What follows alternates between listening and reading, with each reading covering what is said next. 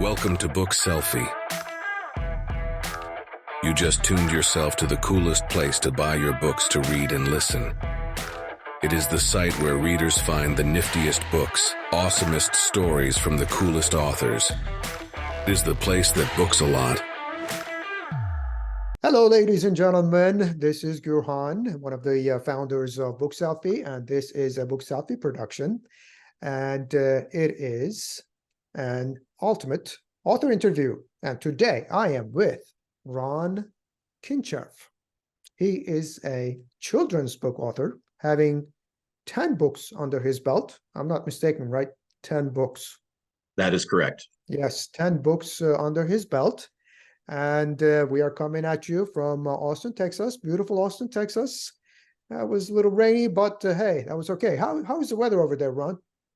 It is getting cold. We had a high of like 65 today, and it's dropping into the 30s tonight. So it's a typical Midwestern day where winter is arriving. Winter is arriving today, yeah. Today it's arriving. So I just wanted to, that's just a question. I want Ron to introduce himself. Go ahead, Ron, please. Go ahead, Ron introduce Kinscherf. yourself. Yeah, Ron Kinscherf, children's author, storybooks, picture books. Been at it for about 2.5 years now. I'm based in Quincy, Illinois. It's a town of about 40,000, right on the Mississippi River, kind of where Illinois, Iowa, and Missouri meet, the tri-state area here. And we're right across the river from Hannibal, Missouri, which a lot of people might know about. So it's Tom Sawyer's home and Mark Twain's home. So that's geographically kind of where we're at down here. So cool. And the winter is coming. And winter is coming. The winter is coming. Yes. So tell us, how did your author journey start? Well, was not on my radar at all. So I was an IT consultant / salesperson for 30 some years. And just a couple of years ago, I just was tired of it. And it was time to get out of it. Just very frustrating. And so talking to my wife, we decided just to part ways with the organization I was working with, and really didn't have a game plan. Just hoping someone would find me. And then one night at supper, my daughter-in-law suggested I should write children's books because of the way that I played with our grandchildren. They were 3 at the time, 3 and 4 at the time. And we would make up stories all the time and mix toys together. That, like any, I would assume most grandparents do with their kids, just playing goofy. I didn't take it seriously until I got an idea, started writing, and wrote. And some people really liked the stories. And so I thought I'd try a book and then another book. And so here I am. I'm 10 books in and trying to make a go of it. So that's kind of how it all started. Definitely a different path than a lot of people have taken. Yes. Okay. Do you have any of your books next to you? Can you show? Oh, yeah. I've got the last 2. So Elves is coming out. I don't have the printed copies of this. It'll be orderable in mid-November. And this is the latest in the Baker's Patio series. And this is called Yummies. I just picked up a bunch of these, and this is orderable on Amazon and other areas. But that is the 7th.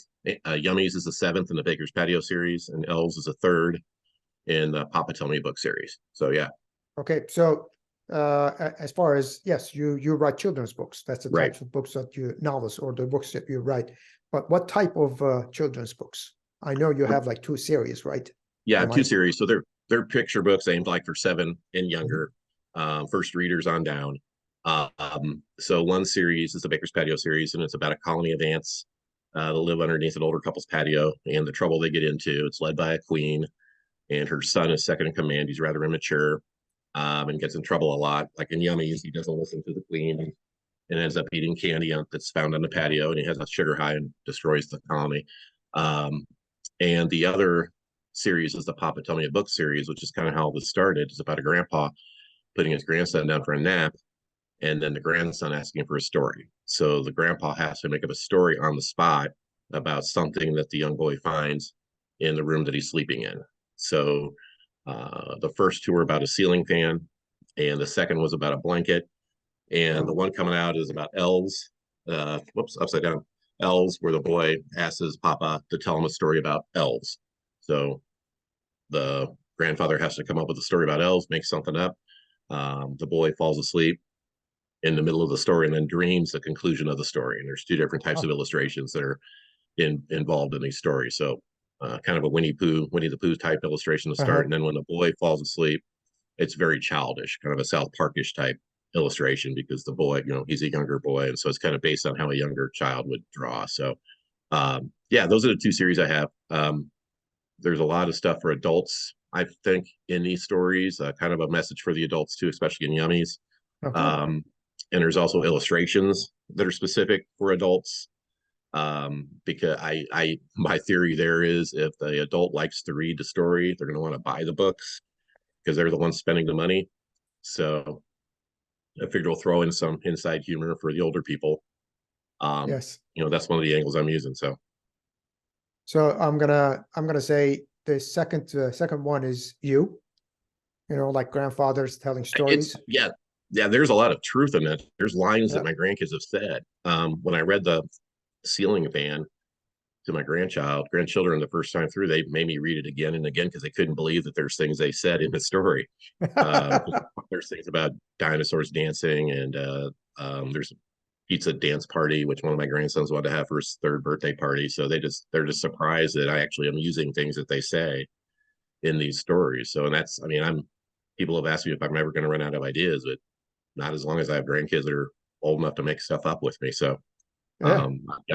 I've got many more written. So, and they keep coming up with crazy things to do. So, Well, at least when they grow up and they can just show all yeah, these things to their children, it's like, hey, I said this when I was I your said age. this. Yeah. And that's one thing my son wants me to do is get them books and mark them all up on stuff that I came up with from actual life experience and put in these books. So Cool. So how many more do you have coming? I don't know. Like I said, I have many more written. It just depends on, the financial aspect. That it Yes. takes money to pay for illustrators and all this type of stuff. So we'll see how these two do during the holidays, and then regroup after the first year and look at taxes and see how things are going. And then, I'm not going to stop. I just don't know the number that I'll produce in 2024. We'll just have to see. Yes. So tell me, how long does it take to put out one book? To create a book, about 3 to 4 months altogether. The story takes, and that's from the time I get the manuscript complete. So, the proofreader does her work, then storyboarding, and then the illustration, probably 3.5 months. And then I've got my hard copies, which I think that's faster than a lot of people do, but a lot of children's authors, but I'm self-publishing. So, and I have my own little unique group of people that I work with my illustrators. So, I use a local printer, and I can get them within a week or 10 days generally. So, and I'm not the most patient individual in the world. So, once I finish what I do, it's about 3.5 months. 3.5 months. Yeah. So, what do you mean by when you finish? Do you do a chicken scratch and give it to the illustrator? When I think I have the story properly written, how's that sound? When I'm happy with it and think I have all the grammar correct, and then I send it to my proofreader, and she tells me all the stuff that I don't have correct. That's the beginning point. So, and then I always have an image of what the picture is going to look like in my head as I write, and so that's kind of back there bubbling, and then the story goes, like I said, to the illustrator. Off we go from there in cooperation with during the storyboarding process, and they have input obviously. But one way or another, you have to draw something and give it to the illustrator, right? Yes and no. This is the seventh, the fifth, sixth, seventh books of the one series. She kind of knows what I'm thinking because the one thing that I try to do is reuse certain parts of other books because every time there's a new illustration that costs me money. So the scenery remains the same, but we may just change the lighting. There's a garden that's a prominent piece of the Baker's Patio series. It's this last book, it's the fall so the garden's flowers are drooping, and different times of year they're brighter and the sun hits them in different ways. And then we can kind of use certain character pictures and just maybe change one thing in the background or whatever. So that makes it a lot easier. But if it's a completely new page, I kind of have it what I want in my head, and then I try to convey that to her via words, but if not, then I'll sketch it in a horrible manner, and then she kind of runs with it from there. But that's why I hire illustrators, because I can't do it.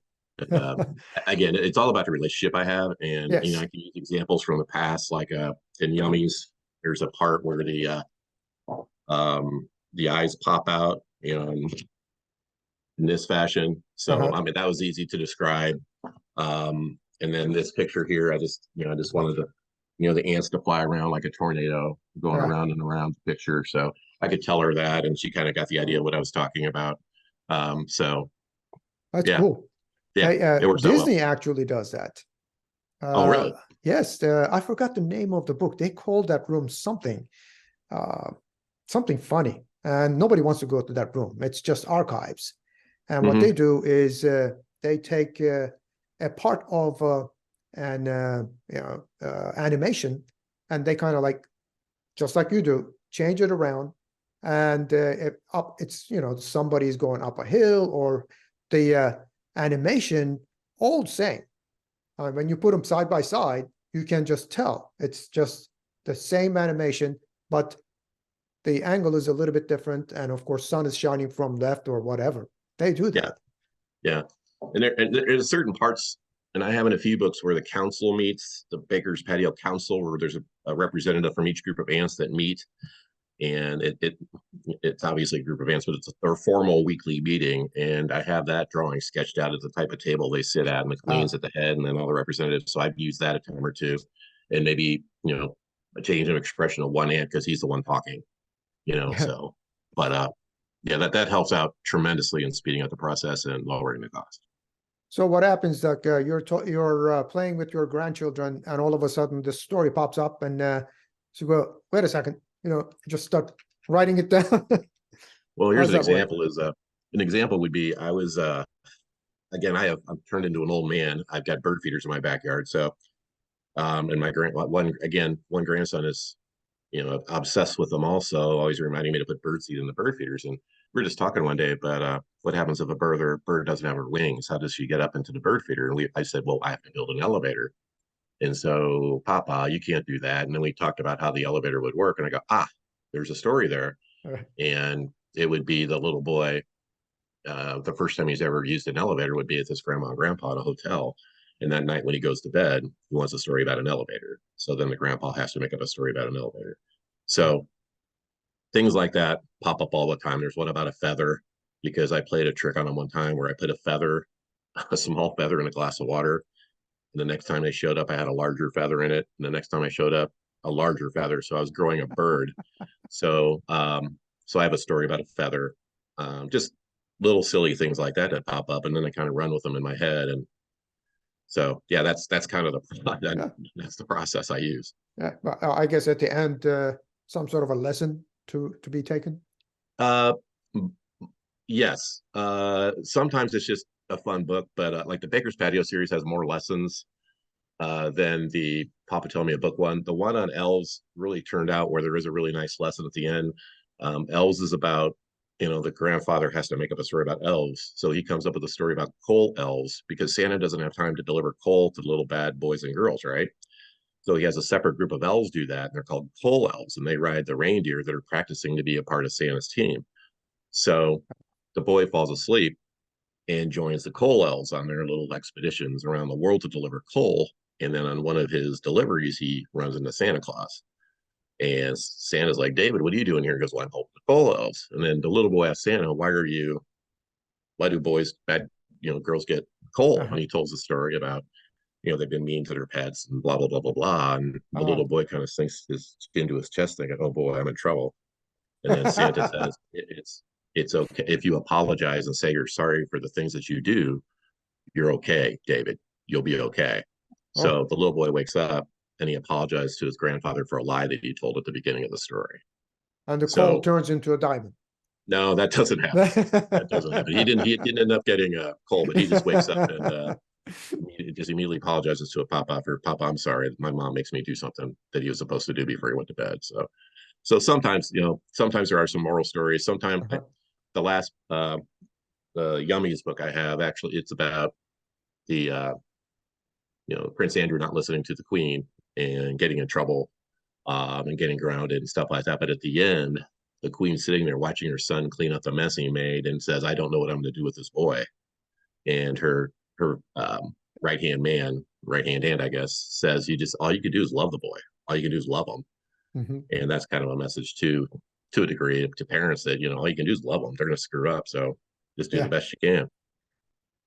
Yeah, we have a dog like that. Our children all grown up, but that's why we just have a dog like that. Yeah. Same thing, same situation. Just slap it on the nose. Yes. So, what do you do? All like you said, you were retired, right? You're not really. I make my own schedule, but I also have a side gig selling advertising. So I do that, 25, 30 hours a week, and then I do the book stuff in between. Okay. So I just wanted to ask you what happens if you're retired. I mean, you're focusing on these books. How is your day or week with these books? It varies. Honestly, it varies. A lot of it's just waiting around because, I get the ideas, I write, and then when the process starts, it's out of my hands. It's the illustrators, and then I get pictures, over the course of the next few weeks, and I approve or make adjustments and things like that.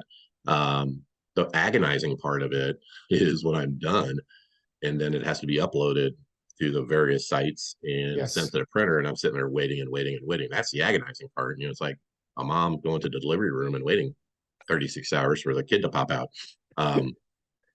That's the awful part. And I honestly picked up a book, box of books today. I was like, oh God, finally, I could get these to the stores and get them selling. But it's a lot of the work I do is actually in my brain. It's not sitting down and doing things. It's I can do it in bed. I can do it while I'm driving the car. I can do it, just sitting around watching a show.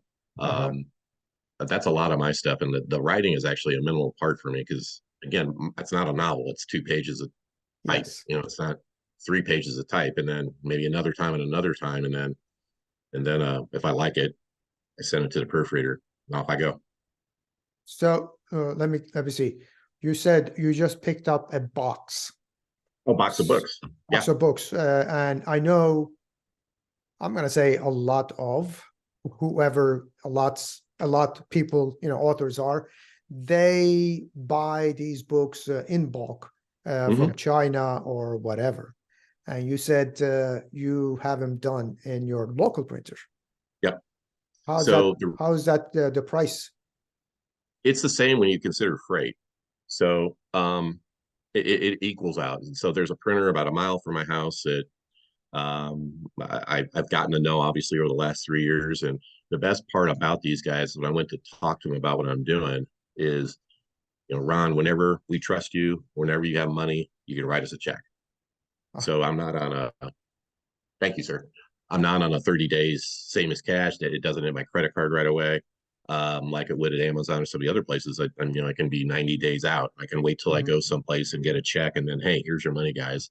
I'm proud of the fact that, if I paid them, I'm not in arrears. I'm not like $10,000 in the hole with those guys.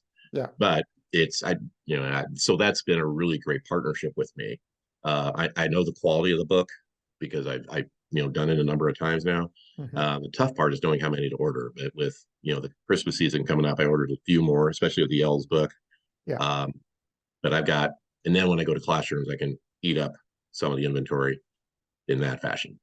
You give them away, or do you sell them? No. What I learned early on is my customers don't have money. They're 5 years old. So what I try to do is when I go to a classroom, I'll find a corporate sponsor or a philanthropy group, and I will have them buy books for the kids. So when I leave the classroom, a representative from these organizations will hand out books to the kids if they've been quote unquote good. And that's keeping me afloat, to be honest with you. Plus, it's a really good way for these businesses and philanthropy groups to use their money rather than just randomly. I mean, they all make donations to charity, but they get to see the eyes light up of these kids when they give them a book. And of course, the literacy rate in our state of Illinois is not great. It's about 33% of the kids read at their grade level, especially after COVID. So, and there's stories I hear about kids not having books at home. I'm sure it's similar everywhere around the United States that, not all kids have what we had growing up, or we had books all over the place. So it's just a great feeling to get those hugs when you hand a kid a book, And I also am working with a local college basketball team. They're going with me to read to the kids, which is Oh, cool. nice. Yeah, these Of course, 6'8" that's pretty guys. cool. Yeah, Yeah. these 6'8" guys are going in there to read to these kids, and so that's a nice thing I've been able to organize this year. So, um, yeah, I can't I can't survive giving books away. Yes. I Well, mean no author can, and it may sound selfish on my part, but it's business. Yeah. I can't survive that way. It's a business. It's like I can't Yes. like McDonald's can't give hamburgers away. Yeah. Of So would I like to? Would I like to be in that position someday? Oh, certainly I would. But course. that's kind of where I'm at. Okay. So, like 2 minutes ago, you said you put your books to the local stores. Yes. Do you have like what bookstores or any other stores? I have them at a couple of grocery stores. I have them at there's a real nice local bookstore here. And there's a boutique in town that I have them out that I'm doing pretty well in. I'm going to have them at a discount store for the holiday season. Okay. So yeah, that's kind of where I'm at right now. I mean, I'm trying to different areas of town where, I mean, obviously the more places I can have the books be seen, the better. So Now, the reason I'm asking is because when I start talking to the authors, they usually focus on the local bookstore. yeah, But your creative mind, you said boutique and grocery store and all these places, hey, they should take a little lesson from you. It's well, not having been just in sales, bookstores. yeah, having been in sales for 30 years, I've made a lot of contacts in my community. Uh-huh. And then when I weren't doing my other job, they asked me how the books are going, and it's like, you know what? You can carry my books in your store, and then we talk about it. Like, you know what, Ron, we'll help you out. They're really cute. Whatever you want to do. So I run Nice. around and drop them off and pick up a check every now and then. Yeah. So do they take a commission or it's just selling your books? It depends on the place. Some they just sell them. They're just kind enough. That one said, "Hey, I got space. I need to fill up. Why don't you bring your books over?" I go, "What do you Nice. want?" They go, "Nothing. We just want to help you out." So, Nice. That is yeah, nice. yeah. So besides that, how do you promote your books? That's I always say that's the elephant in the room. I do what everybody else does. I do social media. Mhm. I speak to like I said, philanthropy groups. The new clubs that meet at noon, the clubs that meet at 4 o'clock in the mornings that are that's an exaggeration, but those morning breakfast clubs. I talk to those Uh-huh. guys, and um, that's the hard part. I go to festivals and book fairs and uh, just about any place I can go and try to get the word out. Oh, so you do go to the fairs, book fairs and festivals. Yeah, yeah. But the problem is there's not. I mean, being in a really remote area, like Mhm. St. Louis is 2 hours away, Chicago's 5 hours away, Iowa City is 2.5 hours away. So to hit any of those on a regular basis, it's a drive. Okay. Um, but yeah, I've done all that. I haven't been to Chicago, but I've done that, and it's yeah, I love doing it. I just like meeting people and talking about the craft. Mhm. That's cool because Hmm. yeah, our book selfie, uh, we started going to the fairs. Not that Hmm. we got accepted yet, like Texas Fair, one of the biggest ones. Um, they got smaller and only the big boys they're accepting. So, of course, we didn't get accepted. Miami, and I believe there's one in Georgia or someplace. But if you're telling me like Chicago Fair, if it's big, we'll go. Yeah, Uh, yeah. I mean, if you need somebody to go with you, give me a shout. We'll see what we can do. I mean, oh, what we I've been to do? the Austin Book Fair. I went to the Austin Book Fair and shared a booth last year with some Ah, people. Oh, Jenny, with Jenny, I Jenny. did. Yes, yes. So she had a booth, and I got invited. I took a look like a 2 square inch area of the booth and Uh-huh. sat in there, sold books. Yeah, but this year it's they I believe took away 2 streets or something like that from the fair. Yeah, it's So cool.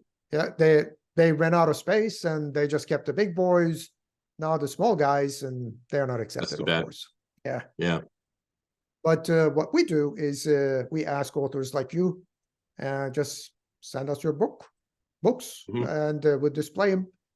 You pay the commission that we pay the processing fee, like 3% or 6% or something like that. Hmm. We'll give you the rest of the money. That's all. There That's you what go. we do.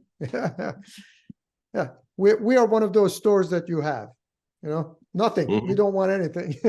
That's great. Okay, so what platforms do you sell these? I got the local stores. I got the Amazon. We have your books on Book Selfie. What else? They're on uh, my public independent Indies United Publishing House. You can get them through there, and then Ingram Spark. So they're available through Ingram Spark, which populates Walden and Walmart and all these other places that I probably am not aware of. So I mean, they're basically anywhere you can find books. Cool. Did you upload your books to Sparks or Indie United did? Indie United did. Okay, so they are distributing. I pay them the big bucks to do that. Oh, okay. No, it's not. It's not. I know Lisa. Lisa doesn't charge big bucks. No, it's not. It's great. I mean, it's really cool little co-op that she's got going. A lot of nice people. You know that. A lot of nice people. Yes, I do. Yes. In fact, that's how we know Jenny and everybody else. Yep. So, one more question. Sure. Actually, I have more questions, but this is another question. What do you do to improve yourself? I read a lot. I think it's like anything else. I think when last time we talked, I used this example. It's like shooting free throws. The more you practice, the better you're going to get.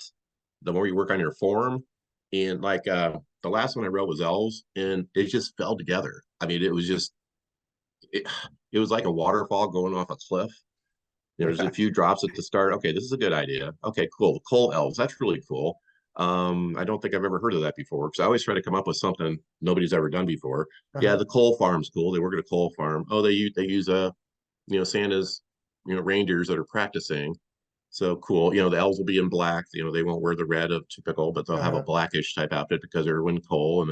And then at the beginning of the story, is the headboard of his bed is got Christmas lights on it, and he's supposed to turn them off at night, but he says I can leave them on all night. So then I wrote it. Then at the end, it's like, okay, Santa's got the coal elves who deliver coal to bad boys and girls. What if David lied about that at the beginning of the story, and then all the water came over the cliff, or over the cliff, and it's like the waterfalls came down. It's like an aha moment, like okay, I got it now. So I wrote it that way, and it just turned out really well. So I just think the more you do anything, the better you're going to get at it. So, I mean, I don't sit down and write a half hour a day.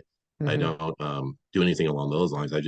Like I said, I do a lot of it in my brain. And if I get an idea, I work it. If I like it, then I write it down. Like I had a meeting the other day, and this lady could not stay on topic. And it popped in my head about writing a book in the baker's patio where there's a cricket. And every time he says something, he jumps to another side of the patio because he can't stay on topic. And he just jumps from topic to topic to topic. And, all the intro, like, where is he going? What is he saying? Come on, stay on topic. So I got that idea that I'm working on my head right now. Again, I don't know if that's a book literally, for kids, but I think me and you would get it. It's like, please stay on topic. You're driving me crazy.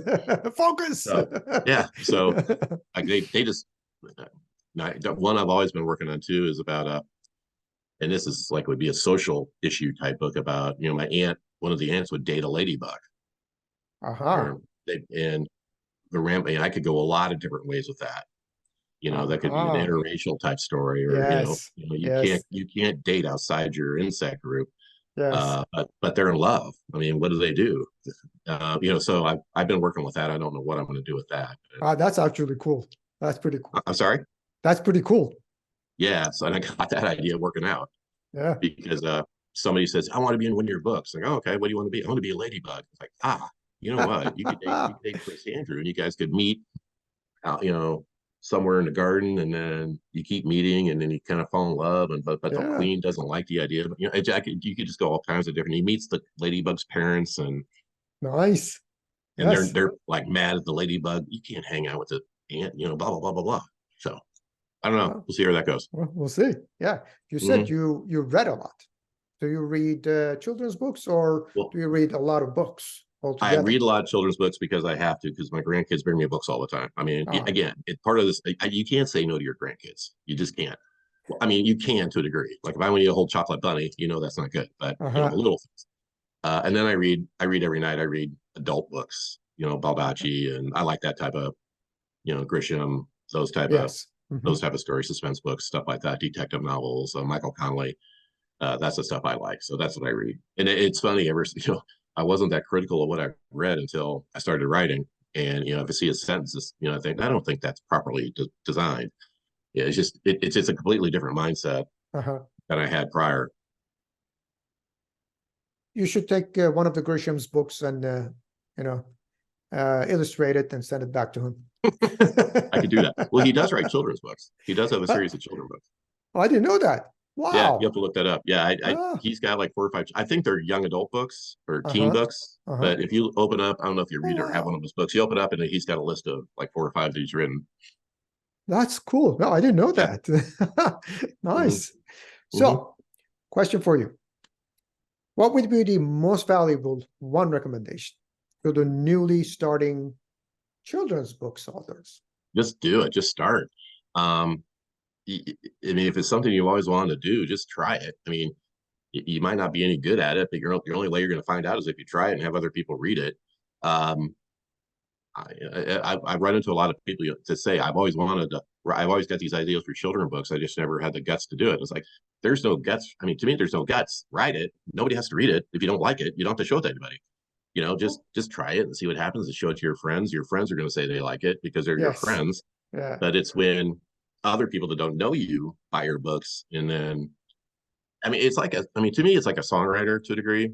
They write their music. They sing it in front of a group, not knowing if that group is going to like it, right? I mean, everybody's been through that, I'm sure. And then they tweak it and tweak it and tweak it. Yes. I feel authors are the same way. I mean, I'm pretty sure now people are going to like what I write because I've had a limited success. But when I first started doing it, especially as teachers, I had no idea if my idea was a good idea. You just don't until strangers read it, and you just have to kind of go off on that plank and hope the plank doesn't break underneath it. But even if it does break, what are you out? I mean, at least you tried. You can say, "Hey, I tried," and I'll move on to the next thing. But if you don't try, you'll never know. Yeah, my youngest brother is a musician. Yeah, actually, he's not famous in America. He's, in the history of Turkey, he wrote his name in the history of Turkey. Cool. Music world. He's a rock star and all that stuff. And just like you said, write the song, and then you start singing it, and then everybody's like, "Oh, I don't know about this. That doesn't sound good." Okay, skip that one. That's it. Just like you said. Yep. So at the beginning of our conversation, you said this kind of like fell in your lap. You weren't thinking about it, and most of the authors that I spoke with, and they're kind of like, they think about becoming an author, and all of a sudden, of course, they have this big thing within the family. It's like, how are you going to make money thing? The rejection, and then they start selling, and then everybody starts accepting. That's not the way that you started. However, now that you started and everybody was advocating, do they like it? Do they love it? How does the family feel? Oh, they like it. They chip in. I had my grandsons over here today. I've got a trunk or treat, and they were here today helping me do the scenery around for my car. So they know it. I mean, and they know what I'm doing, and they're young. They just think it's a part of who I am. My wife and nobody has ever told me you're stupid or a moron for doing this. And my friends, I mean, they think it's cool that I've started doing something like this. They know I'm creative. I've always, my sense of humor is unique, all that type of stuff. So I kind of have an outlet for that now, and everybody's accepted it, and everybody's been very encouraging. I get a lot of, "Hey, how's your book sales going?" And stuff like that from my close-knit group of friends. So again, it's just a part of who I am now. Okay, cool. So Halloween is coming. Yes. You got an idea? You got something coming? Well, this Yummies is kind of, somebody gave me the idea for this. They told me I should write a Halloween book, and I was like, I can't. I'm not going to have my aunts dress up in costumes. And I already had the idea for, the Papa told me I have elves going in the other series. So she said, but this guy goes, what if you find, it was Lisa, actually, I was having coffee with Lisa. She goes, what if the ants came across some candy on the patio? I'm like, oh my God, that's it. Yes. I was mad at her because I didn't come up with the idea. So basic gist of this is, the queen tells the ants to stay away from the candy because candy's bad for them, obviously. But Prince Andrew, the naive, son of the queen, sees him and goes, you know what? If I try this candy, I can tell everybody why it's bad for him. So he tries it, has a sugar high, and destroys the colony because he can't stop running. And the queen grounds him, and then the queen, of course, goes, I don't know what to do with this kid. And her right-hand man says, all you can do is love the guy. That's all you can do is love the guy. No matter what he does, all you can do is love the guy. So that's kind of my Halloween story. That's cool. That's pretty cool. And it turned out pretty well. I think a lot of the graphics and illustrations are the key to a lot of the stuff. And we haven't talked about this, but my books have a grayscale background intentionally. So when there's color in the book, it just pops. And see if I can show you an example of this, but the fall leaves just pop on this book against the gray background. Okay, yeah. So that was an added bonus. I wasn't really anticipating that these leaves would just pop because they're on the patio, they're all over the story, and it just turns into a really pretty book. Cool. Oh. And my grandson looked at it in the car today, and he goes, "Why are the eyes all buggy? And why are they flying around like a tornado? And why did he crash into stuff?" So I got a 5-year-old's approval, so it's got to be good. Yes. Yes. Oh, well, these are all the questions that I have. Do you want to add or anything? No, I think we're good. It's fun. It's always good talking to you. Yes. Awesome. Let me just close this show, and we can talk a little bit more. Okay. Sure. Okay. Ladies and gentlemen, now Ron, he's got 10 books, and the last one is Elves. Go buy him. It's all over the place. In fact, if you're in his town, you can go to the local stores and buy him. I think that's a good idea. That's a great idea. Awesome. And of course, you can go to Book Selfie. You can download the books in Book Selfie. That's a digital copy, and the rest of the places you can also pick up the print copy. And hey, Ron, do you have print copies on your website or anything like that? So you can order off my website, which is papatellmeabook.com, which is the name of my company. And when you place an order, if you want to put a message in there, like, this is for my grandson, can you write a little note to Stevie? I will definitely do that and ship out the book with that type of thing. So definitely can do that. Okay, awesome. Well, keep that in mind. Thank you very much, everybody. Bye-bye. Welcome to Book Selfie. You just tuned yourself to the coolest place to buy your books to read and listen. It is the site where readers find the niftiest books, awesomest stories from the coolest authors. It is the place that books a lot